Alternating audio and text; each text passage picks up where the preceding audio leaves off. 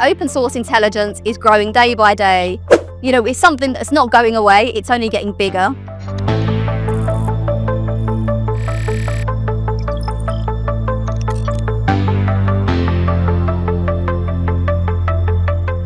Hi everyone, my name is Danni Brooke. I am the co-founder and the co-owner of the OSINT Group. We are a very boutique cybersecurity company. I'm also an author, and a former life I was an undercover police officer. So that meant I was a UK asset that was deployed up and down the UK, infiltrating serious organised crime groups.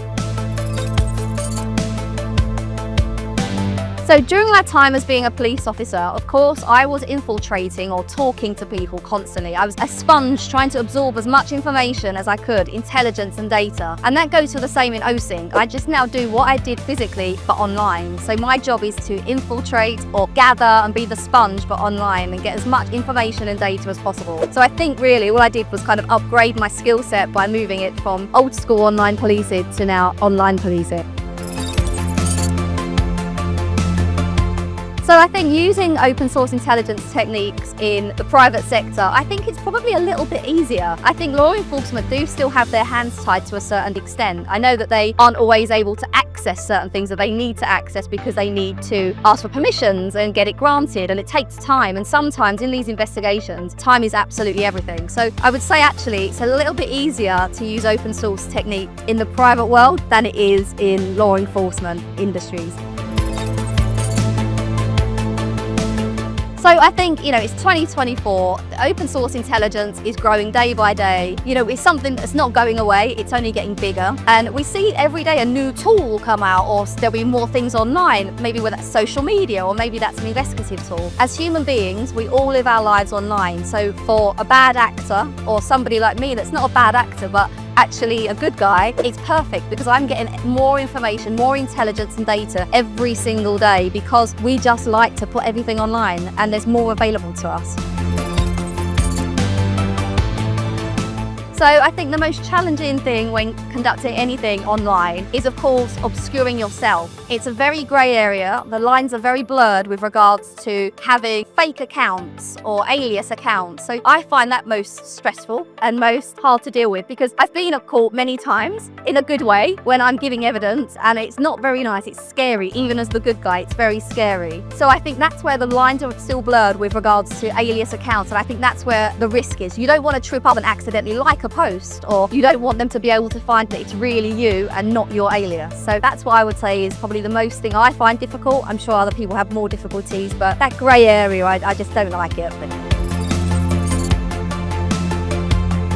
I can talk about this case now because it's, I guess, Googleable. Last year, or the year before, now it's 2022, my husband and I and our daughter were actually involved in an active top 10 FBI most wanted case. The fugitive was actually located not far away from our house, and a friend of a friend rang me and said, "Are you guys still based there?" I said, "Yes." He said, "You do know that there is a fugitive." We know technically there is a fugitive because of the technical investigation that he is there. I'm not a technical expert at all, but I do like to think I'm a human expert, and I do think I know about investigation. So of course we flew up to the location where this suspect was said to be, but on the way I did a lot of open source intelligence on this. I wanted to know how he thought. I wanted to see what he ate, what he drank, what he liked, what he didn't like, his favourite teams, soccer teams, football teams. I wanted to know this person inside and out, so when I got to the location I could scout the places I believed that he was most likely to be. And because of that open source intelligence, it led us to an individual who said, "I know who that is, he was here 2 weeks ago." This fugitive had been on the run for 3 years, and we'd managed to bring that investigation from 3 years old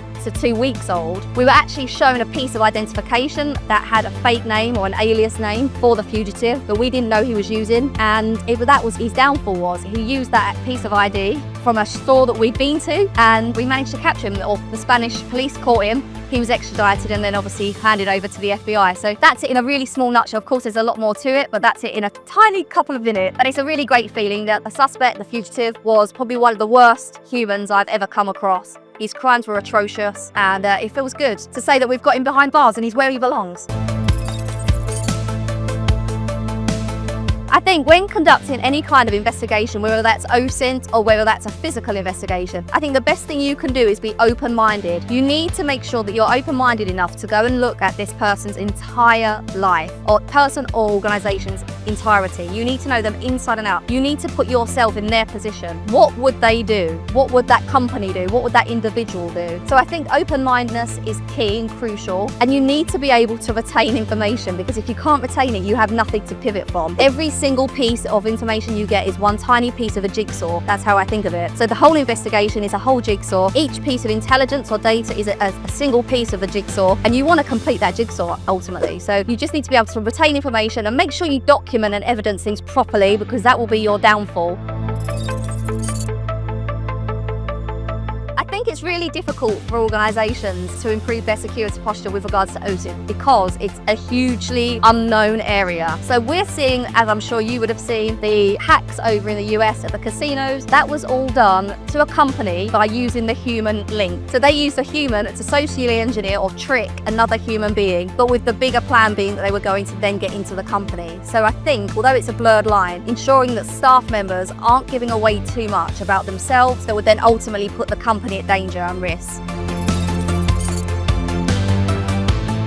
So as I just mentioned previously, social engineering isn't going away. It's a simple thing to do, but people still think it's not going to happen to them, and it will happen to them. So at the moment, the trend that we're seeing is still social engineering. They are going for the individual within a company, with the end goal being that they will target the company. Whether that's blackmail or whether that's just a good old phishing link, we're still seeing social engineering is still a huge trend. We've had some incredible cases recently of social engineering attacks on big, huge companies that we all know about. And also we're seeing AI cloning. I'm sure you would have seen some of the recent news in Hong Kong where there was the biggest amount of money to be paid after there's been a meeting with who the individual at the company believed to be the CFO, and it was all AI. It was completely fake and false. And I think that's something we all need to keep an eye on. My number one tip would be to just take a tactical pause. If you're not sure, take a pause. The other person talking to you or emailing you will not mind if you take a pause if they're genuine.